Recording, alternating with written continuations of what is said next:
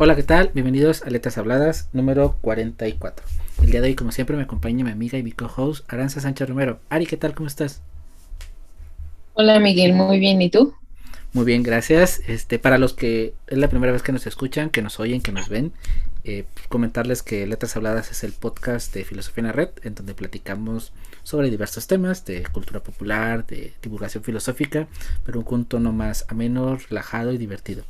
Y pues bueno, les damos la bienvenida a este capítulo en donde va a estar súper genial porque tomamos una película que generó mucha controversia, ha generado mucha controversia en el universo cinematográfico de Marvel, porque ha sido, bueno, hasta el día de hoy la menos popular, la que menos ha recaudado y también la peor calificada, pero al mismo tiempo creo que da para mucho en cuanto a tela filosófica y bueno, de qué película me refiero ahí? Bueno, hoy vamos a platicar un poco sobre la película Eternals. Así es, nos vamos a poner. Recuerden, bueno, si han visto episodios pasados, andamos muy celestiales, muy en el espacio, así que quisimos estar en sintonía. Y pues antes, vamos a la intro y comenzamos.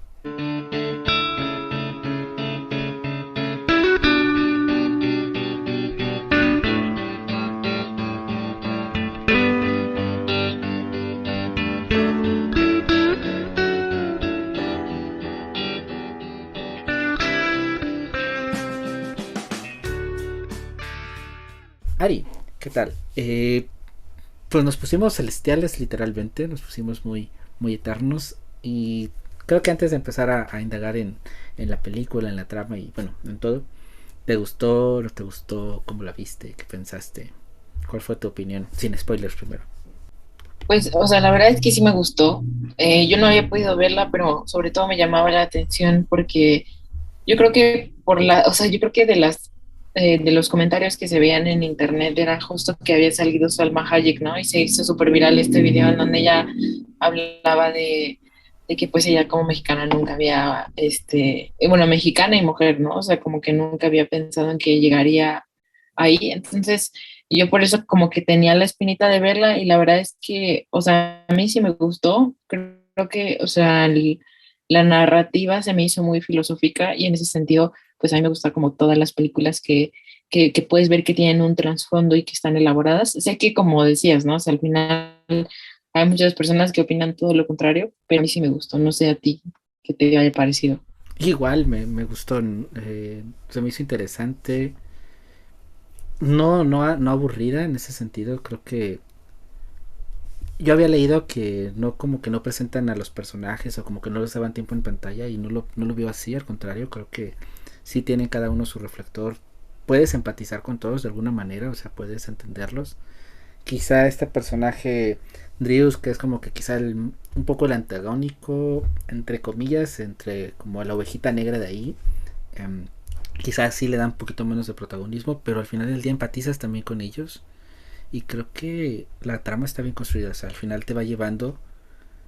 Si hay un momento en donde tienes que poner atención para entender todo el trasfondo, es la parte como que, híjole, no me puedo dormir porque tengo que verla esta parte netamente.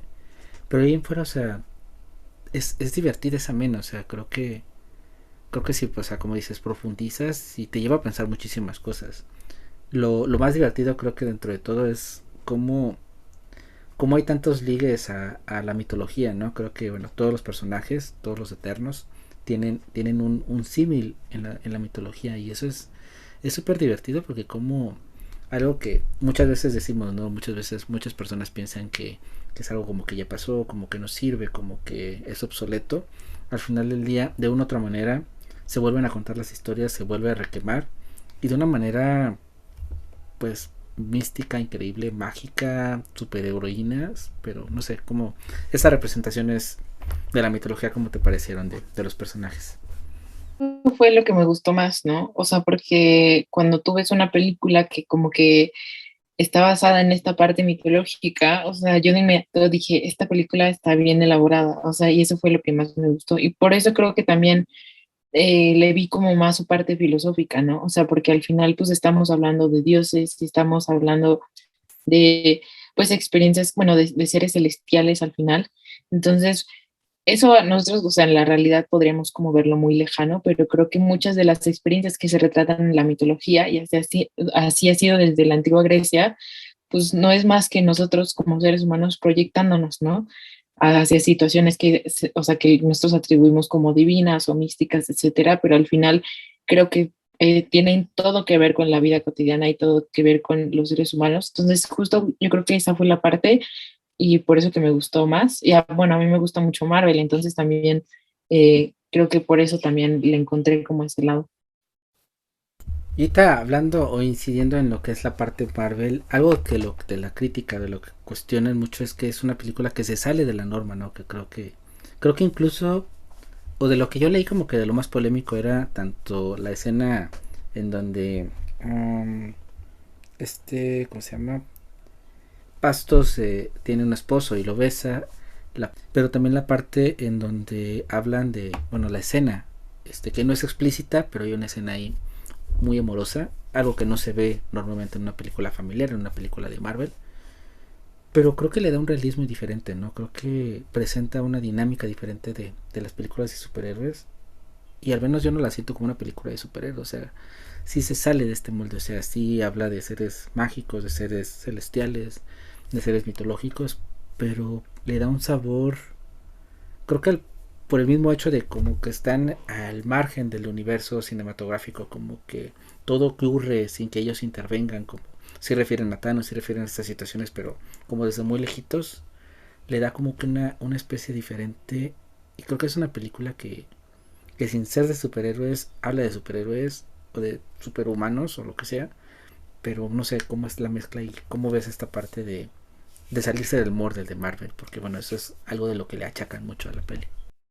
Yo pienso que Marvel, digo, a pesar de que, porque ustedes investigan como de todos estos personajes, pues se van a encontrar que estos personajes existen desde hace mucho tiempo en los cómics y así, entonces, o sea, esto no es nuevo, ¿no? O sea, esos personajes ya existían, pero yo creo que también Marvel ahorita lo que está haciendo es explorar, ¿no? O sea, como que yo vi la película como una total experimentación por parte de Marvel y eso me gustó mucho y yo creo que también algo que pienso que es por lo que a la gente no le pudo haber gustado, por eso tantas críticas, es justo porque se sale del molde, ¿no? Justo porque Marvel está haciendo cosas que no son esperadas, ¿no? Entonces no sientes, sí, tal cual, o sea, la estás viendo y a lo mejor yo no la sentía como una película de Marvel, ¿no? O sea, yo no la sentí como una película de Marvel y eso fue también lo que más me gustó. Pero si lo ves como desde, o sea, como desde la perspectiva de, ok, Marvel está explorando otras cosas y ya no son como que los únicos personajes, no sé, el Capitán América, Iron Man, que pues, bueno, también ya no pueden ser porque ya los quitaron. Bueno, yo sé que van a sacar más películas de eso. Este, al, al final, creo que te da otra perspectiva, ¿no? Listo.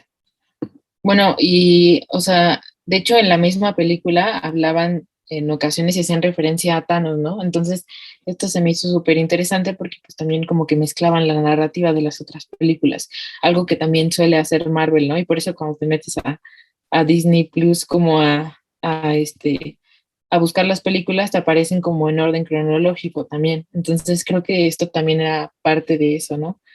Y bueno, o sea, al final es eso, o sea, me gustó porque te muestra o sea, el universo Marvel al final lo que está haciendo es explorando, no lo sientes como una película de Marvel justamente, pero eso hace que tengas como una experiencia más refrescante, no sé. Y ahorita vamos a empezar ahora sí de lleno. Hay una frase que yo le comentaba a Ari que me encantó dentro de toda la trama y es cuando cuidas lo que amas o cuando amas te da por naturalidad cuidar, es algo que nace. Aprovechando que estamos entrando al mes del amor y la amistad y este mes tan rojo, tan corazoncitos, um, ¿cómo ves esta frase tal cual? O sea, y entendiéndolo en esta parte de que el amor no es solo la parte romántica, la parte erótica que a veces vinculamos o relacionamos cuando escuchamos amor, sino que puede ampliar y puede abarcar muchísimas cosas más. De esta frase que te dice a ti, Eddie.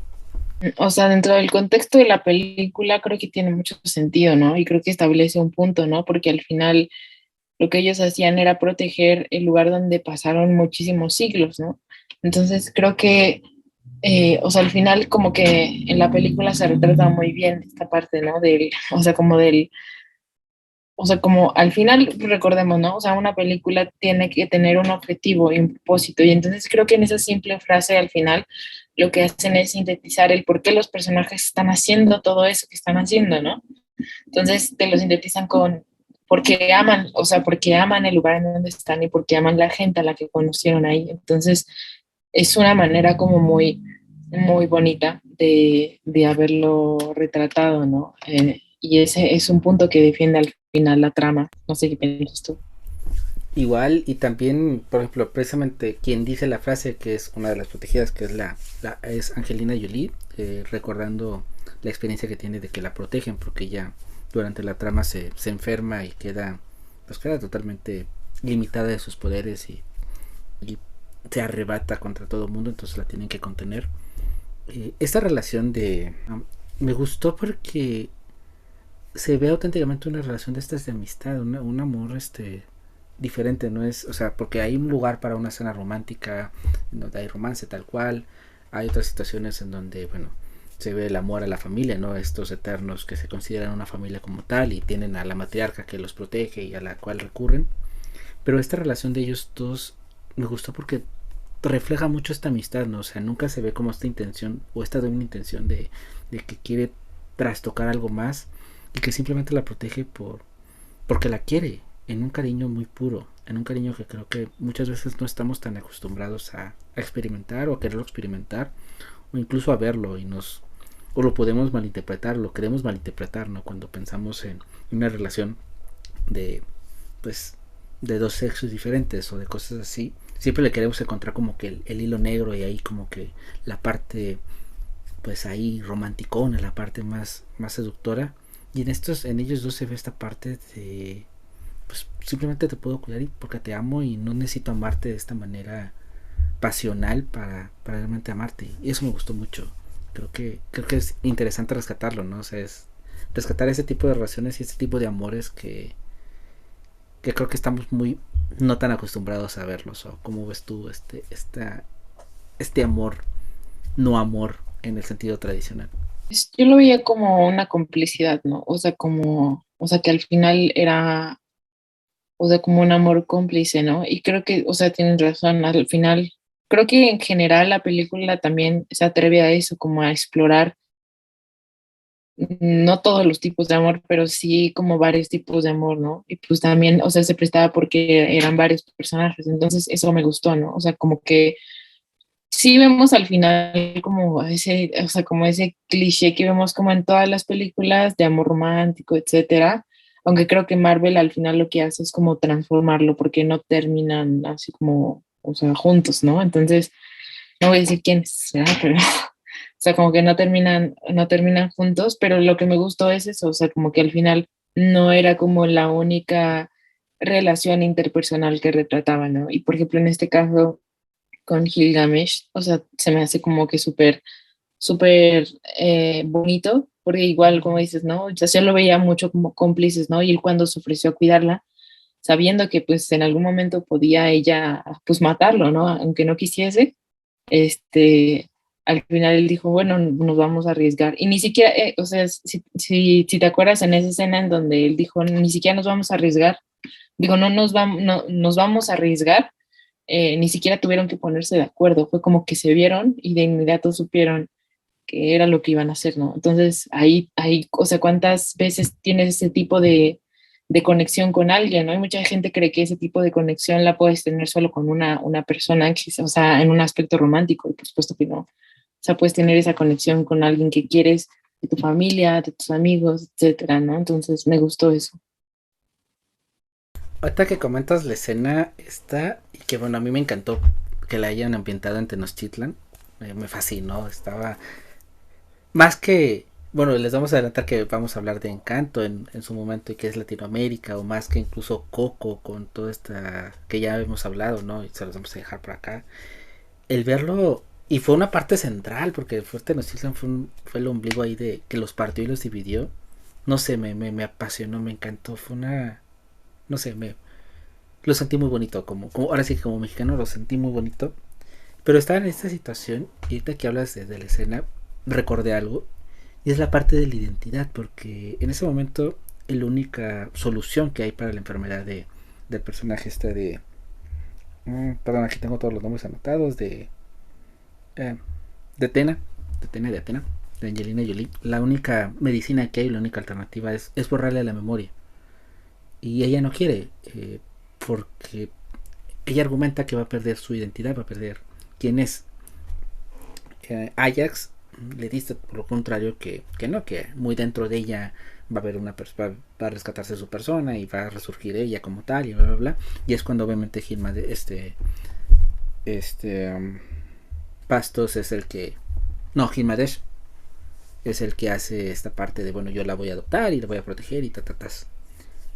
Pero en esta parte cuando hablan del borrar los recuerdos, yo lo traigo muy presente porque lo estoy viendo en una serie que ando viendo por ahí, en donde llega a la situación de Alzheimer y la protagonista llega a comentar que al momento de que olvide todo, que olvide pues las personas, su vida, ¿qué va a quedar de ella? ¿Quién va a ser ella? Y lo ves en la trama como tal, pero ya aterrizando como en la vida real, yo me quedé pensando, si alguien olvida quién es, deja de ser esa persona o no, o si es esa parte de esta identidad de qué te define como ser, como persona. O sea, al final, si yo olvido quién soy, a lo mejor todo el mundo sabe quién soy yo, pero yo olvido quién soy yo, qué soy yo, dejo de ser yo o no dejo de ser yo. Es como la filosófica que no teníamos planeada, pero ahorita me la hizo recordar Ari, me la hizo pensar Ari sin querer. Yo me he hecho esta pregunta muchas veces, porque justo, o sea, ahorita que estabas diciendo eso, me acuerdo que cuando tenía como 12 años, vi un documental de una niña, fíjate, o sea, era como una niña, o sea, tenía igual como 13 15 años, que de repente tenía un accidente, o sea, tenía un derrame cerebral y se recuperaba, pero se le olvidaba absolutamente todo, ¿no? Entonces yo recuerdo que eso fue como muy fuerte de descubrir y yo me hice esta pregunta durante mucho tiempo, ¿no? Y dije, o sea, si un día pierdes todos tus recuerdos, entonces, ¿qué pasa, no? O sea, dejas de ser la persona que eras y entonces, pues no sé, o sea, como que obviamente esta pregunta no tiene una respuesta, ¿no? O sea, hasta donde sabemos. Pero yo diría, y bueno, la conclusión a la que llegue ya me dirás como cuál es tu, o sea, como cuál piensas que es tú la respuesta, es, yo pienso que todo lo que se puede quitar de una persona, aunque es esa persona, al final no es su esencia, por así decirlo.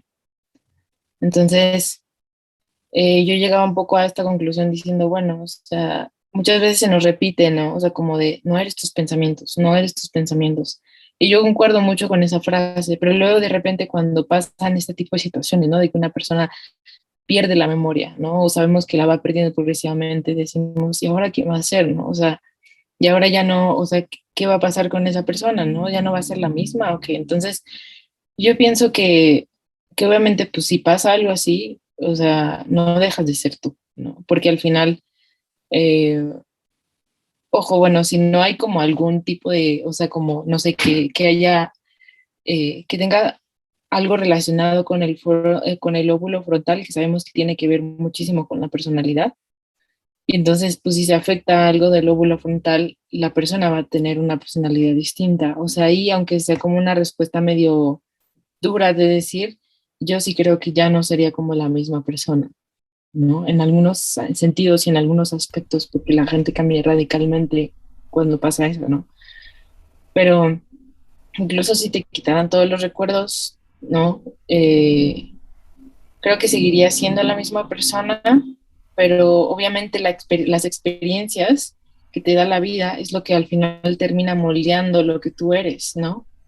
Entonces, o sea, al final creo que mi respuesta es la misma persona, pero es como una versión menos, se va a escuchar como medio raro, pero menos evolucionada de ti. Es como si te hubieran regresado como a una etapa anterior.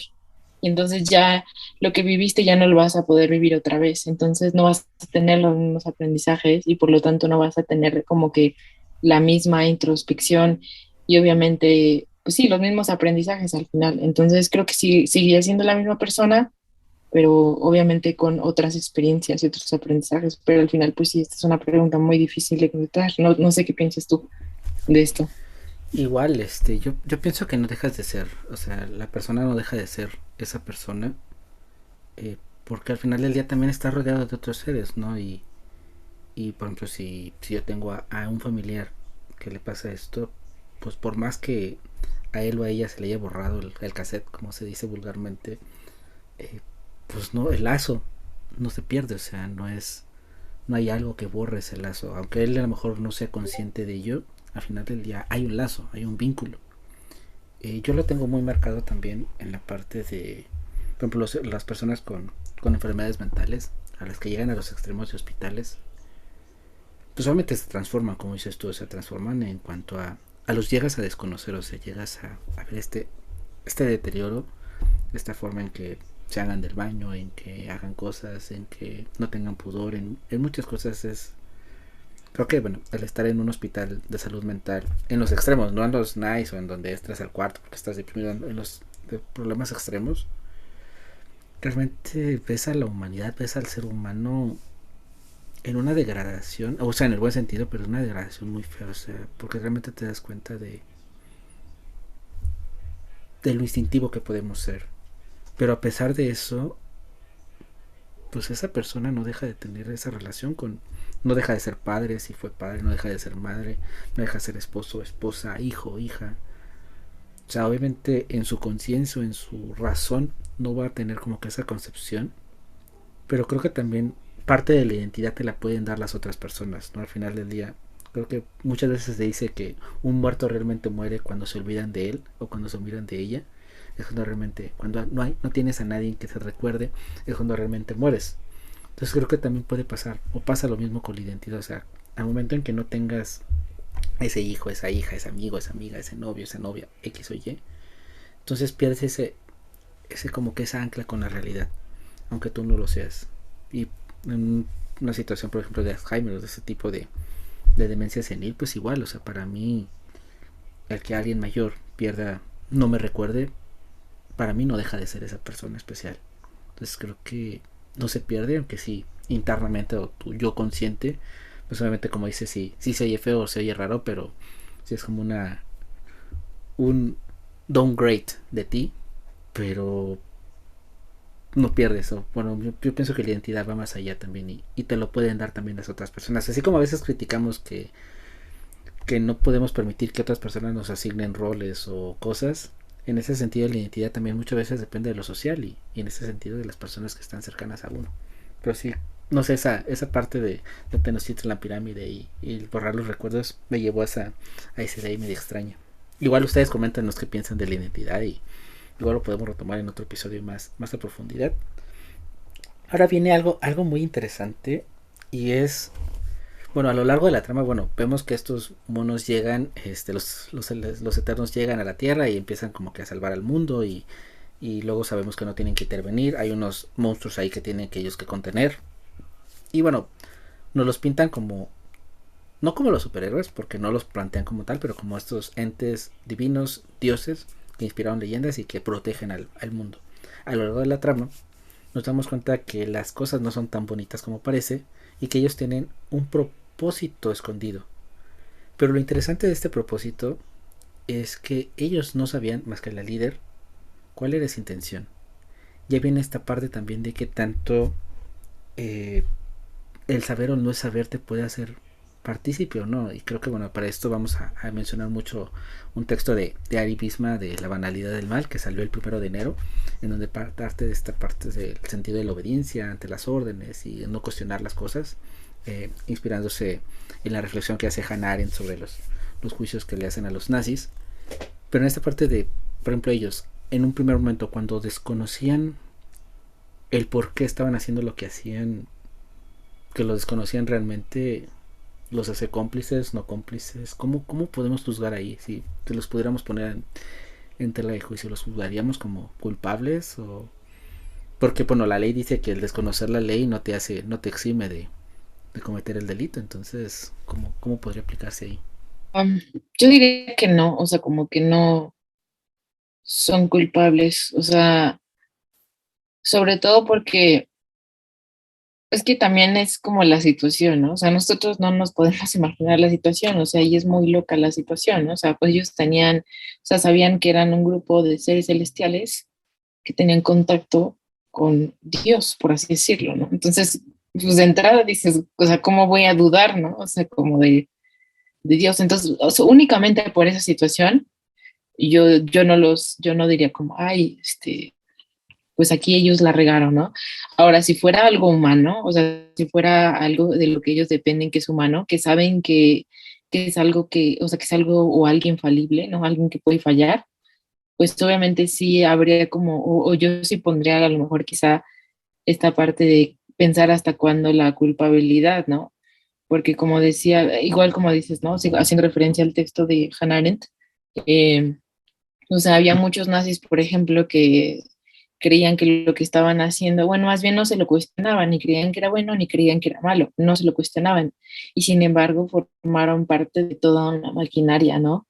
Del mal, ¿no? Y de exterminio y de genocidio, ¿no? Entonces, al final, eh, yo no creo que, por ejemplo, en este caso la película estuviera como en ese caso, porque, como lo dije, ¿no? O sea, al final ellos sabían como que estaban en contacto directo con un Dios, entonces tú al pensarlo así, pues no dudas, ¿no? O al menos eso quiero creer, ¿no? O sea, como que no dudarías. Muchos de nosotros quisiéramos tener como ese contacto directo de que escuches las palabras de Dios tal cual, así, ¿no? O sea, entonces en ese aspecto no, quizá ya después, pero es cuando ellos toman acción, ¿no? Por ejemplo, en este caso, el único que me parece culpable quizás es Icaris, ¿no? O sea, que al final él seguía estas órdenes, sabía lo que estaba pasando y bueno, o sea, llegó un momento en el que sí se empezó a preguntar y se empezó a cuestionar si era bueno o no era bueno, pero ya habían pasado siglos, ¿no? Y él había visto tanta destrucción.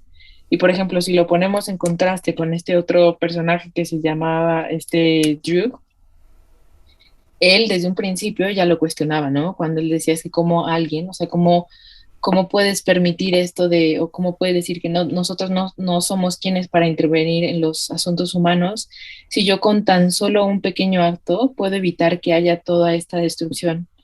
Y entonces ahí él se empezó a cuestionar, ¿no? Entonces, no sé, o sea, ¿qué piensas tú?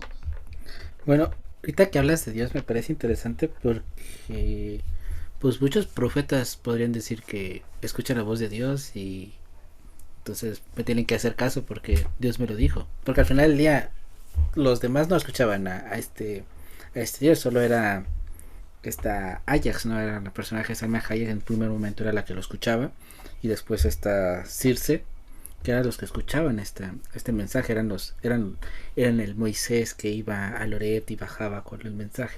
Pero al final del día ellos transmitían lo que decían que escuchaban. Y yo me pongo a pensar en todas las personas que a veces, muchas veces dicen, es que Dios me dijo, y es que escuché la voz de Dios, y es que según Dios no sé qué. Pero ¿por qué no dudar de lo que supuestamente ella dijo o él dijo que le dijo Dios? Ahí es esta parte interesante para mí. Otra parte también, y ya estamos metiéndonos a culpas, ¿por qué Icarus es culpable? O sea, al final del día se supone que obedecen. Ellos llegaron a la Tierra por un fin, alerta spoiler, para fomentar la vida y procrear la vida inteligente, permitir que se genere la vida inteligente para que al final tanta vida inteligente, tanta energía de seres inteligentes pudiera desencadenar que resurgiera o surgiera de las entrañas del núcleo de la Tierra un celestial, un monstruo gigante que su misión al destruir el planeta donde lo habitaba es generar una nueva estrella y generar más vida. Al final del día, el ciclo, la lógica que entiende la película es que destruye un planeta para generar muchísimos planetas. Esa es como que la dinámica. Ellos cuestionan este juego porque ellos no quieren que se destruya la Tierra porque ellos vivieron en la Tierra y se sienten muy contentos en la Tierra.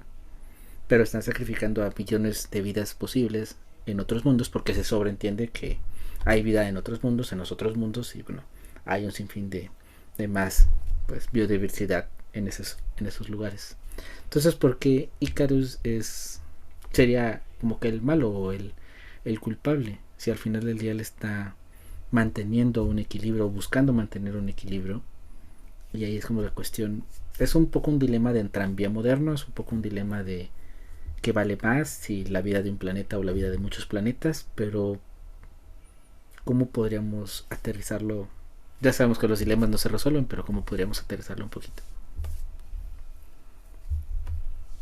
Mm, Pues, o sea, bueno, sí, por ejemplo, lo de Icarus, bueno, lo de Icaris es cierto, ¿no? O sea, al final yo lo analizaba como si fuera nada más ese universo, o sea, pues tal vez, ¿no? O sea, pero cuando ya estamos hablando de más personas, en donde tu acción a lo mejor beneficia a unas, pero perjudica a otras, ahí es justo donde se origina ese dilema, ¿no? Entonces, eh, es que creo que ya lo habíamos hablado en algún momento como de este dilema, ¿no? Aquí o sea, en el podcast, y no me acuerdo a qué conclusión llegamos en ese momento, pero al final creo que la opción o la reflexión a la que te opta en sí la filosofía, porque como tú dices, la filosofía no da ninguna respuesta, o sea, la filosofía te da las perspectivas que hay respecto a ese dilema, y lo que te dice es, mucha gente se iría por, eh, no sé, salvar a esas 5 personas en vez de a una, y la filosofía te dice, a ver, espérate, porque estamos hablando de vidas, ¿no? Entonces, la vida en este sentido es, o sea, es valiosa. ¿Y por qué 5 personas son más valiosas que una, no? O si lo ponemos en el contexto de la película, ¿no?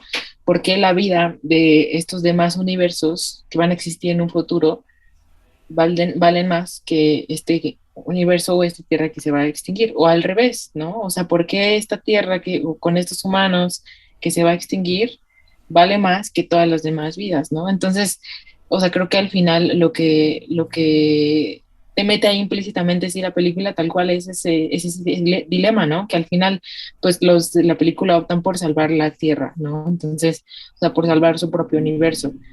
Y aquí no sé, no, yo no digo que haya como una respuesta correcta, solo digo que creo que se me hizo una respuesta muy natural, ¿no? O sea, de inmediato cuando estaban ellos ante este dilema, yo decía, o sea, obviamente se van a ir por salvar a su planeta. No sé qué pensabas tú, pero yo me anticipé como un poco a eso, ¿no?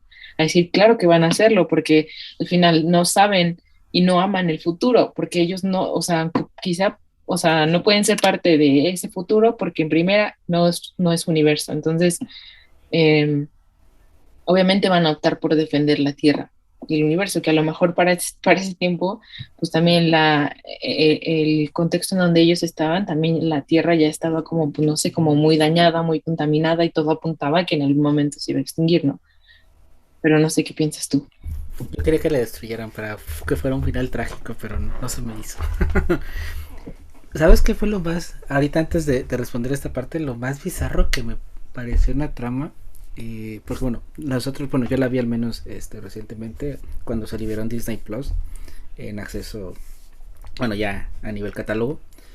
Pero el Celestial comienza resurgiendo en una isla, en un volcán. Y no sé, esa escena, así como dicen que los Simpson predicen cosas, porque bueno, Los Eternos se estrenó en cines como en diciembre más o menos el año del 2021, me remembró tanto lo que sucedió hace poquito en estas islas cerca de Australia, ¿no? Como de toda la explosión y todo, no sé, se me hizo así de, wow, lo vieron venir, o sea, no sé, se me hizo muy, como, no sé, tal, una calca de lo que pasó. De los eventos, yo algo que le comentaba a Ari antes de comenzar era que también aquí juega algo muy interesante en este dilema y creo que en estas decisiones, porque a veces lo vemos cuando lo vemos como que en el plano totalmente mmm, imaginario, lo vemos como vidas, ¿no? Al final del día 5 versus una o bla bla bla. Pero aquí le metemos algo más a la ecuación que es el sentimiento. Aquí las decisiones que se toman, por ejemplo, sobre todo esta Circe, que es como la líder y la que toma como la decisión, versus a Icaris, va visceralmente, o sea, ella es por este apego que siente a la Tierra, por este sentimiento de que ha hecho, de que les tiene preso a los humanos, de que se ha identificado, de que siempre a lo largo de la trama se sabe y se muestra evidentemente que tiene un contacto, un vínculo muy cercano con el planeta, como que la decisión de destruirlo le duele, pero le duele porque tiene un vínculo. Evidentemente, bueno, se nos hace saber que ellos cada destrucción del mundo como que los resetean, olvidan de las cosas y ellos lo han hecho cíclicamente por N cantidad de años. Creo que aquí viene esta parte del vínculo. Y yo le comentaba a Ari que cuando mezclamos decisiones con sentimientos, las cosas se complican, porque incluso en el mismo dilema no es lo mismo que veas 5 personas y uno y a lo mejor el mayoritaria de gente decidirá salvar a las 5 y sacrificar a la uno, pero si esa una persona es tu mamá, es tu pareja, es tu mejor amigo, es incluso tu perro o tu gato, no sé, incluso puedes dudarlo y puedes irte por salvar a ese ser querido versus a esas 5 personas cuando la lógica te pueda decir todo lo contrario, la lógica moral o el estatuto moral como tal.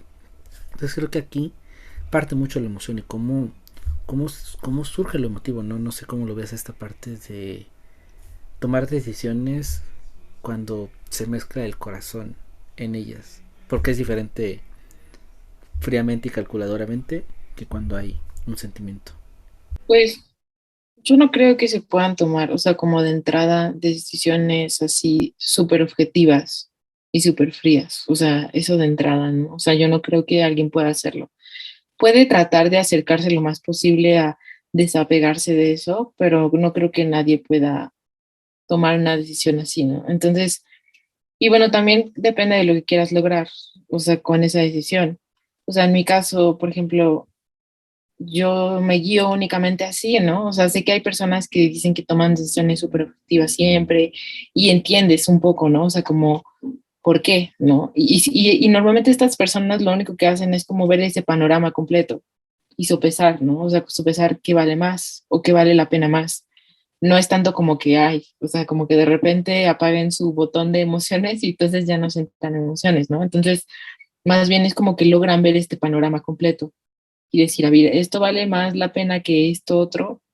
Entonces, creo que de entrada, pues es eso, ¿no? O sea, como creo que sería importante, eh, bueno, no sé, o sea, como que pensar en esto, ¿no? O sea, en qué tanto realmente sí podemos nosotros como que tomar esas decisiones sin desapegarnos de, porque yo no creo que sea una desventaja definitivamente, ¿no? O sea, como que sentir esa emocionalidad, incluso en la película también hay un momento en donde no me acuerdo quién le dice a Cersei, creo que le dice Tena, o sea, como que le dice como, justamente porque tú eres la persona que desde que llegó a este lugar amaste tanto a la gente de aquí y al lugar, que eres la única que puedes guiar, ¿no? O sea, que es por eso justo que eres la indicada.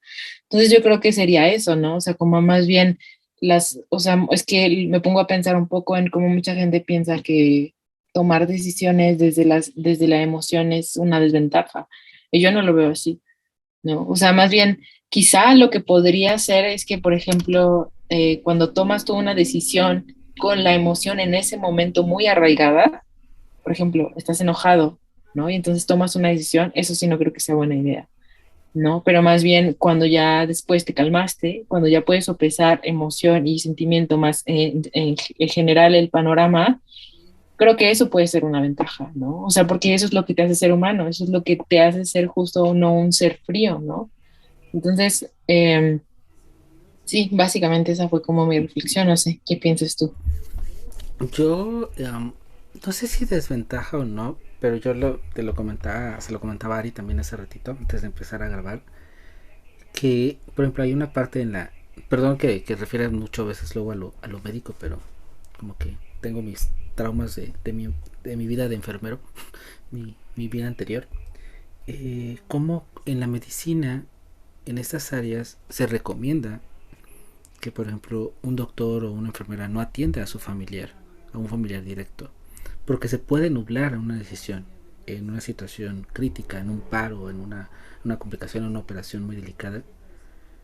Si está operando, si está interviniendo un familiar directo, puedes nublarte, puedes perder pisada, precisamente porque, bueno, son decisiones que se tienen que tomar tan en segundos, y como dices, cuando tomas la decisión así como que en el momento en la que te puedes nublar, entonces en ese momento creo que sí es una desventaja. O sea, al final del día, creo que en situaciones muy concretas es más recomendable tratar de no ligarte en lo emotivo, ¿no? O al menos tratar de no tener esos apegos, Porque evidentemente, o sea, si ves a tu familiar que está en paro cardíaco, lo vas a querer rescatar, lo vas a querer pues resucitar de maneras más extremas porque te va a ganar la emoción, te va a ganar la adrenalina del momento y te va a ganar la impotencia de no poderlo hacer.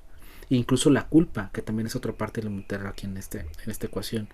El cómo precisamente buscan que el personal médico no se relacione a nivel paciente personal de salud, porque si algo sale mal, la culpa te puede carcomer y te puede trastear toda tu vida, porque le desgraciaste a lo mejor la vida a alguien que es un ser querido. Evidentemente no es deseable que se le que por una negligencia muera alguien, evidentemente no hay nadie lo busca, pero no va a ser lo mismo que una negligencia tuya haya matado a tu mamá, que una negligencia tuya haya matado a una persona X. Por más frío que se oye, no sé, es verdad, o al menos se siente así. No es que valga más una vida que otra, pero al menos en el corazón vale más la vida, vale más una vida que otra. Y luego en esta parte, bueno, retomando este sentido, volviendo un poquito para atrás, nos damos cuenta que estos celestiales son como androides, son como cosas creadas por estos seres, por este celestial, por este dios, que son como robotitos que llegan y que no son orgánicos, que no les permiten evolucionar. Precisamente que surgen porque primero había hecho unos monos que eran como unos destructores. Ahorita nos va a dar Ari el nombre, espero, porque yo no recuerdo. Que unos monos son muy feos, que eran los que destruían el planeta, pero se les salieron de control y luego crea estos otros, a los celestiales, a los eternos, para tratar de pues sopesar la balanza y bueno, que ellos contengan. Pero ahí nos dábamos cuenta, Ari y yo, que como estos eternos caen más a esta parte que menciona mucho Kant, en donde o son un medio o son un fin.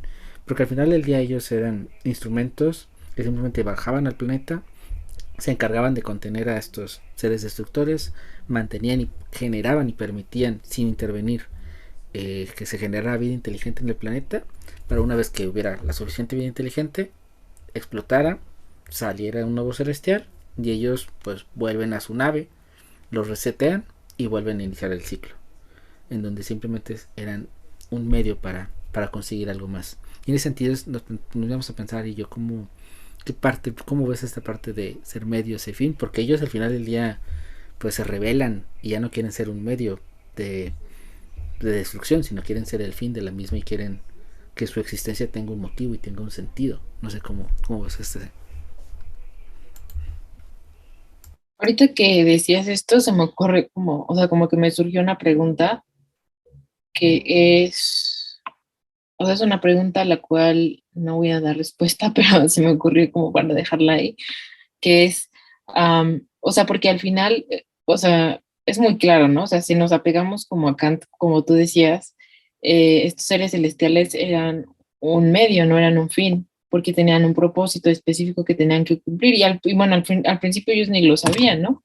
Entonces, eran un fin justo por esto, ¿no? Porque estaban obedeciendo algo que ellos no habían elegido.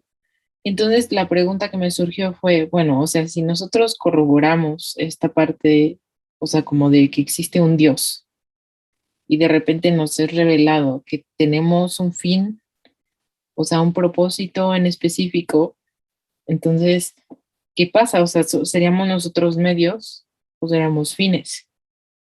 Porque, o sea, en teoría estaríamos como que en la misma situación que plantea, digo, utópicamente esta película, ¿no? Entonces, eh, esa fue la pregunta que me surgió, ¿no?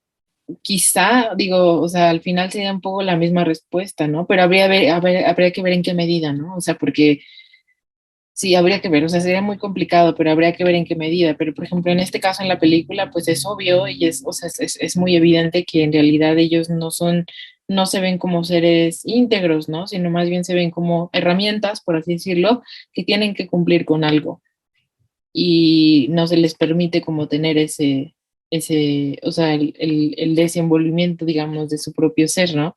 Digamos, solo hasta después, pero se sabe que pues no es su propio propósito, sino que ellos fueron hechos para otra cosa y se rebelan, pero eso ya es otro asunto, ¿no? Más bien fueron creados para otra cosa. ¿Tú qué piensas? ahorita de la pregunta que planteas? Creo que de mucho depende de cuál sería el fin. O sea, al final del día, creo que ellos se rebelan porque descubren que su fin pues no es como que tan simpático, tan agradable y no les gusta. Pero si su fin haya sido lo que ellos pensaban en un principio, que era cuidar la tierra, protegerla, y se hayan sabido seres, pues, robots que simplemente están hechos para proteger los mundos, creo que ahí no se hubieran revelado, creo que ahí al contrario les hubiera gustado, no sé, saber si hubiera estado feliz de la vida. Ah, mi, mi el motivo de mi vida es proteger a la humanidad, qué bonito, qué bonita creación, o sea, creo que dependería igual en nosotros en dado caso que fuéramos esa herramienta para un utópico Dios, pues igual, ¿no? Depende si nos dicen, no es que fuiste creado para quizá crear perfecto, ser como que este sujeto de prueba para que, o esta humanidad de prueba para después crear al ser perfecto, a lo mejor ahí no nos gustaría, dijimos, hijo, nos agarraron de conejillos de indias. Pero si nos dicen de lo contrario, no sé, el motivo, tu fin es ser feliz y vagar por el jardín del Edén, tutti contenti, pues a lo mejor ahí nos va a gustar. O sea, creo que dependería mucho, es como la conveniencia, ¿no? Dependería mucho de a lo que fuimos creados, que tanto nos pueda gustar o no, y de ahí como que tanto nos revelaríamos. Porque al final del día, cuando alguien se revela a algo o a alguien, es porque está inconforme. Entonces creo que ahí, no sé, ahí yo respondería por esa parte.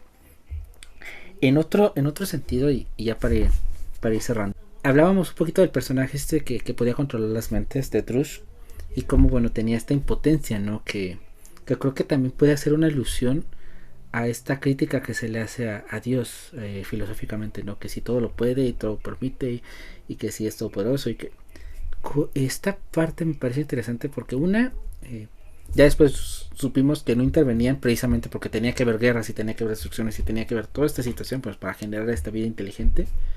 Pero otra, ¿qué tanto el libre albedrío puede ser bueno o malo?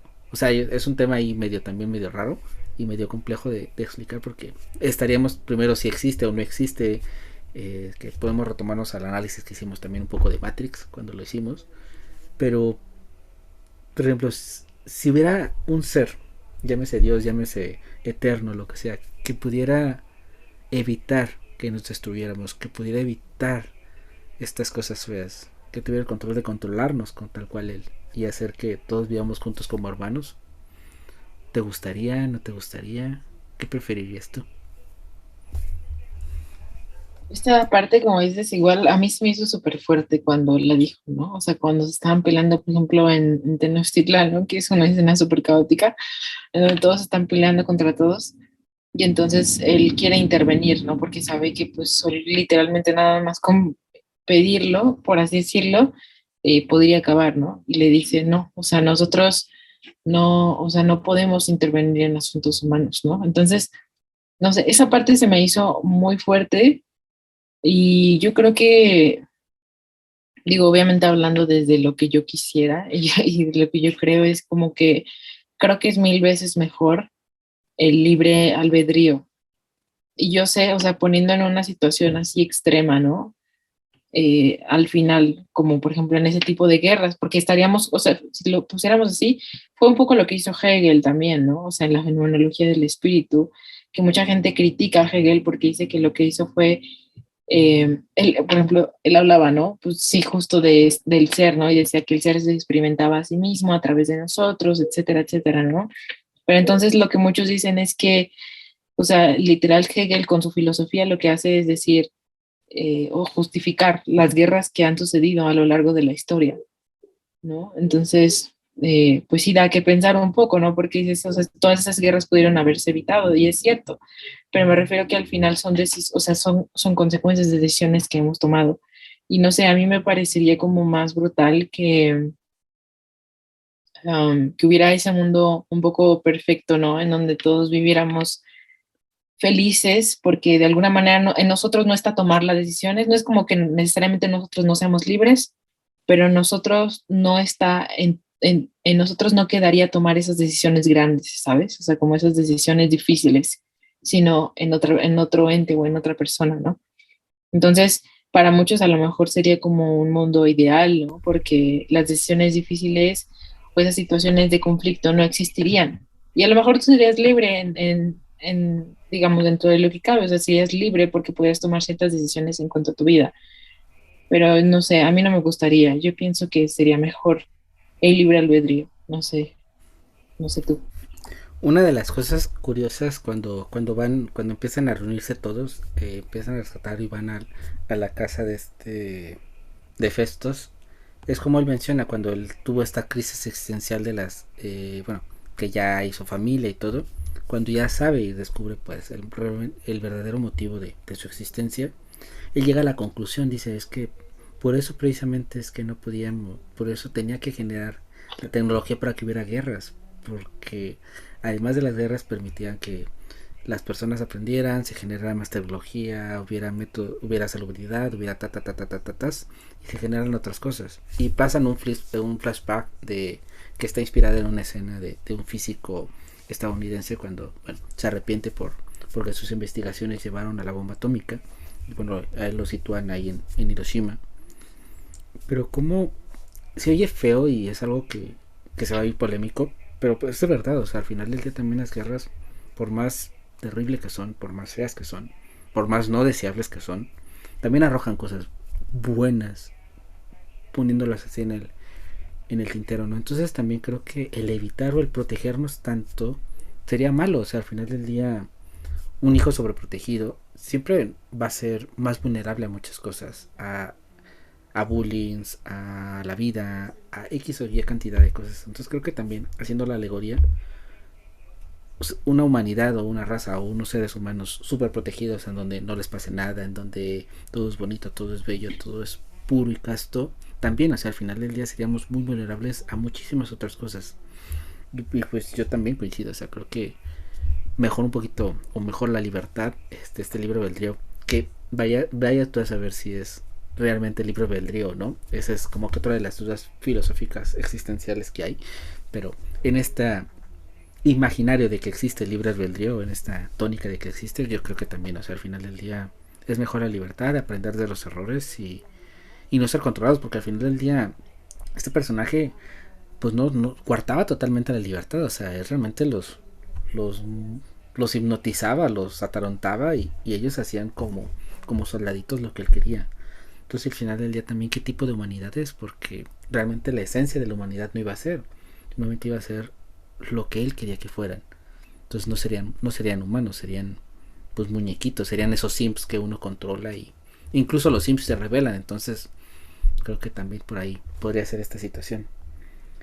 No sé como conclusión que te gustaría decir, Adi, la parte de la trama, de la película, de la filosofía de Eternals, para que se animen a ver, no sé, tú.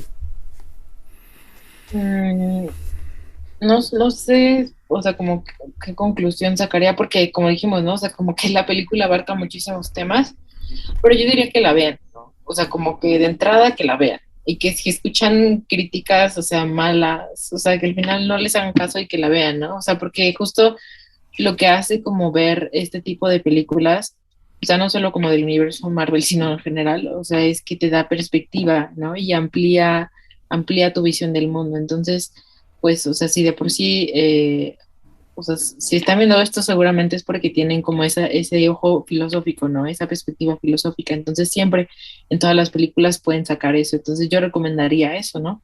Recomendaría que la vieran y recomendaría que empezaran a ver como ese trasfondo, ¿no? De decir esa narrativa, porque muchas veces a lo mejor se le critican las películas, no sé, no hablo de esta, pero me refiero a que se le critican la película por sus personajes o por los efectos visuales, etcétera, eh, pero no ves el trasfondo, no ves la narrativa. Entonces creo que eso sería como con lo que yo cerraría. No sé tú, Miguel, ¿con qué quieres cerrar?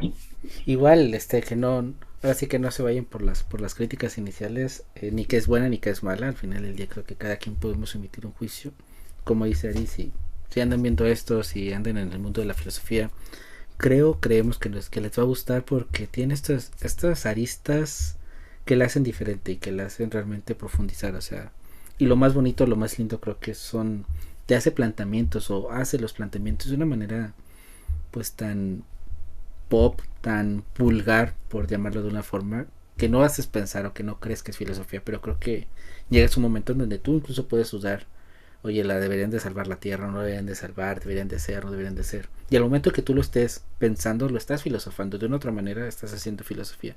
Entonces creo que estas películas te pueden abrir este panorama a reflexionar Y a ver que la filosofía no es difícil, que a veces en las cosas más simples, como una película, un blockbuster y que intenta ser parte de un super universo, te puede dar para reflexionar y para después aterrizarlo en algo más concreto y más real, como bueno, dilemas y cosas ahí existenciales. Y hablando de existencialismos y hablando de estas crisis, el tema de la siguiente semana se pone muy interesante porque, bueno, no les vamos a adelantar mucho de cómo parte, pero es a raíz de una experiencia un poquito personal que tuve. Y el cómo la onda del transhumanismo, la onda de las inteligencias artificiales, también hay una línea muy delgadita en donde el ser humano empieza a experimentar como miedo, como terror, porque ve en el panorama ahí muy lejano o muy cercano que estos entes nos puedan quitar nuestro quehacer, nos puedan quitar nuestro trabajo, nos puedan quitar las cosas que hacer. Entonces, a raíz de eso, bueno, Ari nos va a adelantar un poquito más de qué vamos a charlar. Bueno, o sea, como a propósito de, porque aparte son temas que se han puesto como muy de moda, ¿no? Justo porque estamos en la época. Entonces queremos hablar un poco sobre, pues todas estas, o sea, como tecnología que viene a reemplazar un poco las funciones del ser humano en distintos ámbitos y qué es lo que implica. Así que vamos a ponernos a reflexionar y filosofar si los robots o qué pasa cuando los robots nos quitan nuestro trabajo. Así que los esperamos la siguiente semana. Muchísimas gracias por acompañarnos. No olviden darle like, suscribirse y activar la campanita para, bueno, estar aquí al pendiente de todo lo que hacemos. Y pues Ari, muchísimas gracias por una tarde, noche, día más en Letras Sagradas. A ti, gracias.